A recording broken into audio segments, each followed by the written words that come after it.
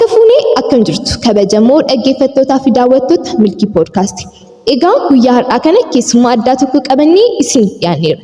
Keessummaan kun eenyudha? Maal irraa baranna kan jedhu immoo hanga xumuraatti yoo nu faana turtan kan argattan ta'a. Hanga xumura qophii keenyaatti nu hordofaan immoo affeerraa keenya kan kabajaati. Turtii gaarii. Tole keessummaa keenya waamicha keenya kabajjee asitti waan argamteef guddaa galatoomi jennaa baga nagaan dhufte. Baga nagaan meeddanii isiniin jedha.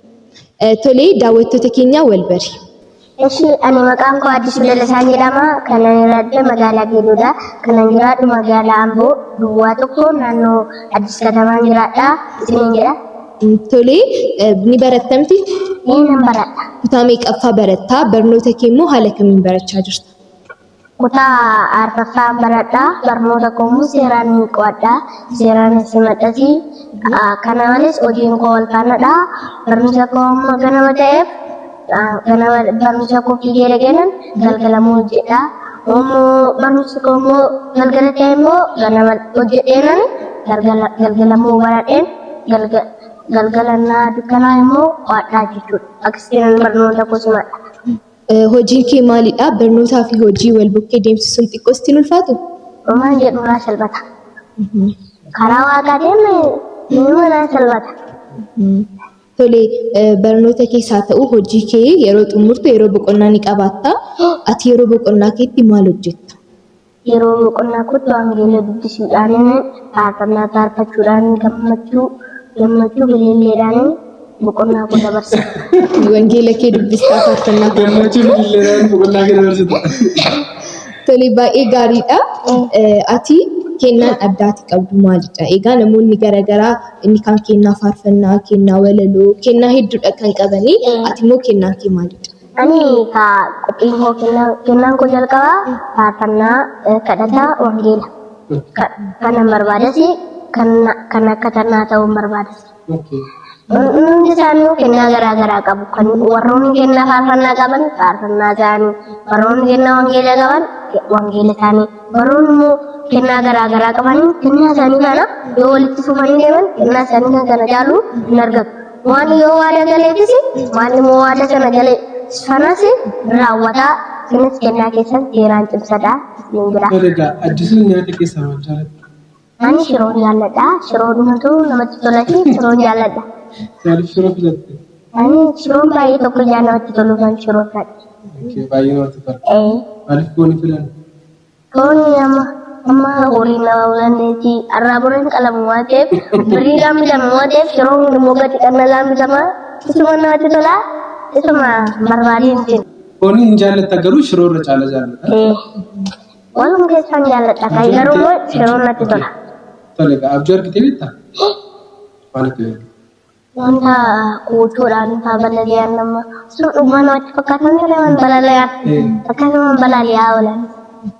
Halkan naan jiru nuun gadheen kadhachuu dhiisaa deemee keessan jedhaa annaa keessa immoo abjuun abjuudhaa naan abjuu hojjetamu qodaa tokko natti dhufe abjuu keessatti.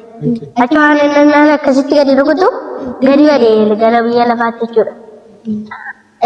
Achi waan gadi wannaan innaan kee akkasitti ilaalu akka sireen daddafee waa kadhadheen naan ciisu immoo natti himamne kanaaf irraa. Tole ga'ee mudannoo nama baay'ee natti fakkaata.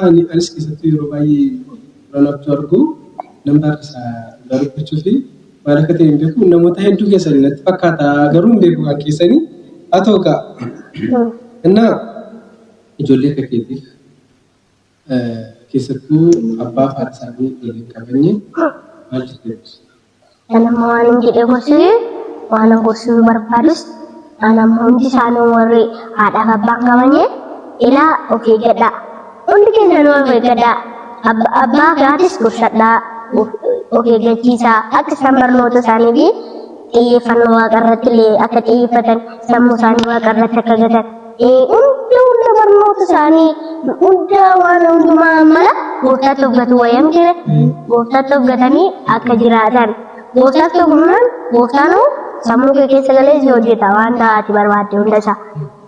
Waaqa keessa galaa, waaqarra guladhaa, gateettii keessan waaqarratti baruu keessan illee waaqarratti gatatta. Waan nyaatan hundumaa waaqarratti gatatta. Waan immoo isin fida, isin kennaa isin jedha. Kanaafuu galatooma. Addisuun riibamtee beektaa? reebame beeka. Maal balleessiteet? Oromoon balleessaa xiqqoo ittiin reebame. Balleessaa sanattis immoo gaabeera. Gaabee deebi'eera. Raabaratteetta jechuudha. Raabaratteera. Garuu immoo isaanuu amma namni warra wanta guddaa cabsanu ijoollee isaanii jaallatu waan ta'eef hin tuqanne. Waaqayyoon ijoollee isaaniirra waaqa mitiyyuu. Orma ijoollee isaanii waaqatti galanii waan guddisaan malee lafa ka'ee waan guddisaati hin guddisu. Kanaafuu warri abbaa qabdanis warri haadha qabdanis ijoolleen hundi isaanii hundi keessanuu gargaaranii. Innaa isaan iskiriiptoo dhaban iskiriiptoo wayyaa nyaata itti bitaa malee isin kan kanaa malee tabbatu taanaan reebaa. Anis akkasitti na reebama. Wayyaan nabiin, uffata nabiin, caammaan nabiin, ijeen nabiin. Kan kanaa galti maali yakka? Yakkoodhani. Kanaafiyyuu ati maatiin ijoollee keessan jaalalaan qabadha. Yoo isaan balleessan immoo adabaa. Ijoolleen immoo maatiif abboomamaa jettee gorsitaa jechuudha. Tolee galatoomii.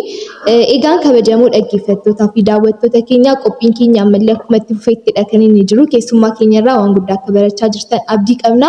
Ammas nu faana turaan affeerraa keenya kan kabajaati. Tolee Addisuu mul'anni kee gara fuulduraa maali? Mul'anni koo gara fuulduraa faarfannaa fi kadhataa fi wangeelaa fi dubbisuu wanta baay'ee barbaada. Barnoota qofaan amma as barnoota fedhe waaqa faana walii galuu qaba barnoota. Lati amma waan barumsaan barachaa waan ta'eef wangeelas immoo dirqama qo'achuu qaba. Dirqama waaqa irratti barumsa qubatee ofiis hoggatee achirratti jiraachuu qaba. Maaliif jedhan inni isaanii amma asitti waan waaqayyoo jedhu garuu immoo booda garoonna biyya lafaa kanarratti hundi isaanii cubbuun guutaman maaliif jedhani tokko gaarii hojjetee keessummoo deebi'ee cubbuu hojjeta. Tokko badii hojjetee keessummoo amma deemee immoo waaqa kadhata. Inni akkasii wal keessa badaadha waan ta'eef hundi keessan dhaaman isinii dhaamu adaraa waaqa irratti of badaa. Waaqa malee karaan hin jiru. Waaqa malee deemsi hin jiru. Waaqa malee wanti hundumtuu gochuun hin danda'amu waan ta'eef waaqa malee illee deemanii galuun hin danda'amu waan ta'eef kanaafi adaraa sammuu keessan harka keessan miilli keessan illee qaama keessan guutuu waaqa irratti of gadaa. Ijoollee keessan illee waaqa irratti of gachiisiisaa. Barruu waaqa irratti arginaan waan immoo seeraan haala qabeessan haala gaarii haala simannaan isiniif guddisan isiniin jedha galatoomaa kabajootaa fi.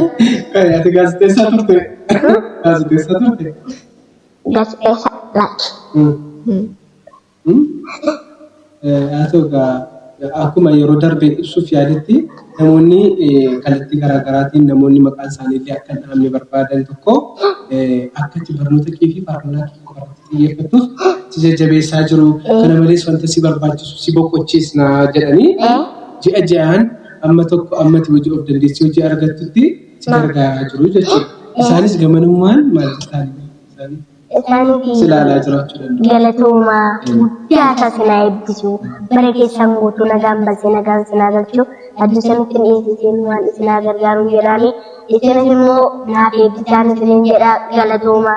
Egaa akkuma dura nuun jette ati kanaan dura hojii rigaa gurguruu hojjechaa turteen fi yeroo isa hojjechaa turtetti mudannoo si mudatee beeku jira. Maraatuu tokkotu natti wayii rigaa konaa lakkisee achi waan kanuma namdate. Kanaafii ani illee lafa godhadhee namillee naaf ture jechuudha. Deemanii naa miidhanii deebi'een naa nagadamu innaan waaqa godhadhee jechumaan waan dhimma oolchaadha of galchaadha waan ta'eef naa nagachiisee naa gurguree akkasitti fataa godhee nagalchee kanaaf hundi keessan waaqa irratti of gata. Keessatti gara sooshaal miidiyaa dhuftee istiidiyoo qofaa dhuftee gaafa faarfachuu jalqabdu namoonni fakkiitti maarsiin jiru.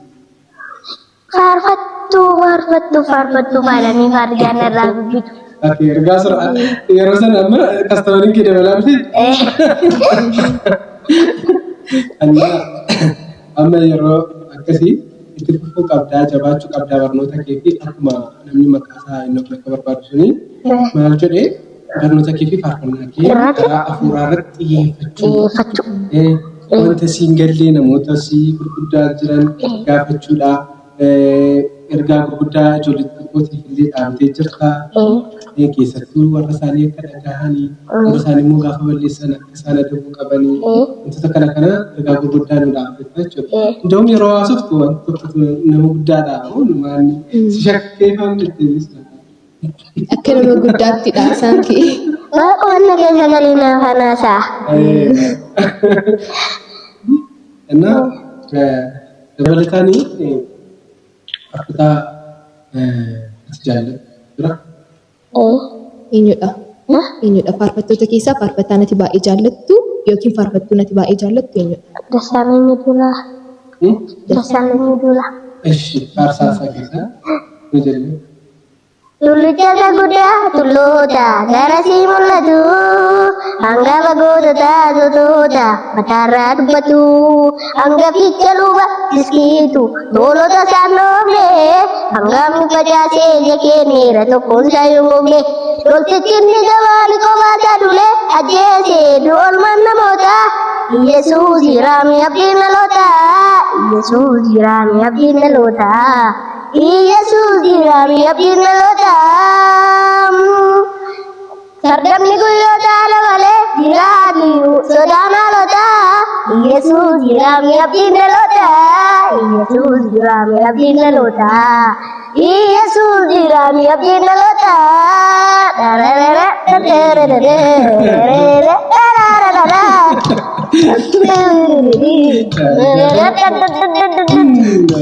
Tole galata waaqessa eebbisu. Waltajjiirratti faarfattee? Eeshi dhumarratti dhaamsa xiqqaa. Dhumarratti warroonni keessattuu ijoolleedha. Ijoolleen warroonni ijoollee qabdanii warroonni ijoollee hin qabnes waaqa kadhadhaa. Hundumti keessan waaqa kadhadhaa. Ijoollee keessanii yookaan ofiifillee mala kadhannaa. Kadhannaan maal hin goone kadhannaa du'aa kaasa. Kadhannaa mee naafa taasisa. Kadhannaa mee maal hin goone kadhannaa mee seenaa jijjiira. Kadhannaa mee maal hin goone kadhannaa mee waan inni godhu hin beekamu waan ta'eef sirriitti hundi keessanuu kadhannaa kadhadhaa isaan ooltu isaan deemsi karaa deemsa baay'eelee ittiin deemsu kadhannaadhaan jechuudha. Kadhannaa seeraan kadhadhaa ijoolleen illee faarfattuun illee humna dhaguummatan ijoollee yoo isin tokkadhe waan irra keessa jira waan iseenaa hojii jira waan taane nama godhamte waan amma waan ati yaani sii godha waan ati beeni sii raawwata kasidha waan ta'eef kennaan dhumuu nama raawwata waan ta'eef galatooma sanaa eebbisuu ijoolleen keessumattuu ijoolleen karaa ijoollee kan nama gaaddu jira seexanillee ijoollee barbaaddu waan ta'eef akka isaan waaqatti guddatan godha amma ijoollee amma seexanoonni ijoolleedhaaf kaateetti ijoollee karaatti butuuf kaateetti ijoollee ajjeesuuf kaateetti kanaafuu ijoollee keessaniif kadhata guddaa godhaafi. Tole eebbifamee guddaa galatoomii ijoollee xixiqqoodhaa fi kadhata xixiqqaa tokko taasise. Ijoolleen xixiqqoo kun amma kadhatanii kadhataaf jechuudha. Yookaan kadhataadhaaf isiniin kadhadhati. Amma Waaqayyo gooftaa Yesuus Kiristoos alfa omeegaa bara bara yoo taate gooftaa Yesuus Kiristoos deemna si arganna. Iddoon dhabneetti illee kan namaa dhuftu yaa Waaqayyo gooftaa galanni guddaan siif haa ta'u. Galanni bara baraan siif haa ta'u. Ulfinni bara baraan siif haa ta'u. Kabajni teessoo keetti amarsu. Kabaja malee maal nurraa barbaaddalee. Ulfina malee maal nurraa barbaaddalee. Xiqqoodhatee nama tuffattaalee. Xiqqoodhatee nama gattaalee. Yaasa nama dagannee. Yaasa haalota baroota keessatti nama gargaartu. Ila adaraan siin jedha. Xiqqoo karaatti kutuuf ka'eera seexanni. Xiqqoo karaatti hambisuuf ka'eera seexanni. Maqaa humna Yesuus Kiristoosiif qabamteetta. Karaatti citeetta. Qabamteetta. Maqaa humna Yesuus Kiristoosiif karaatti kan kutuuf taate karaatti citeetta. Karaatti kan kutuuf taate karaatti citeetta. Du'a kan gochuu baate duuteetta. Boolla kan qotte boolla keessatti buuteetta. Yaa Waaqayyo gooftaa galatoomi. Galanni bara baraa siif haa ta'u. Ulfaadhu kabajami maqaa Yesuusiin. Tole Waaqayyo isaa eebbisu kana caala irratti ayyaana Waaqayyo keessatti guddadhu Waaqayyo amma dhumaatti si gargaaru. Tole egaa sagantaa keenyatti akka bohaartan akka gammadan kana malees keessattuu ijoollonni barnoota guddaa akka keessaa argattanii shakkii tokko illee hin qabu. Dhumarratti egaa turtii mucaan faana taasisee faarfataa yookaan barataa Addisuu Dalasaa hedduu galateeffachuu ni barbaanna. Kana malees kaameraamaanii keenya akkasumas editara viidiyoo keenya kan ta'e obboleessa keenya Ibsaallee hedduu galateeffachuu barbaanna. Amma dhumaatti faana waan turtaniif hedduu galata nu biraa qabdu galatoomaa ulfaadha.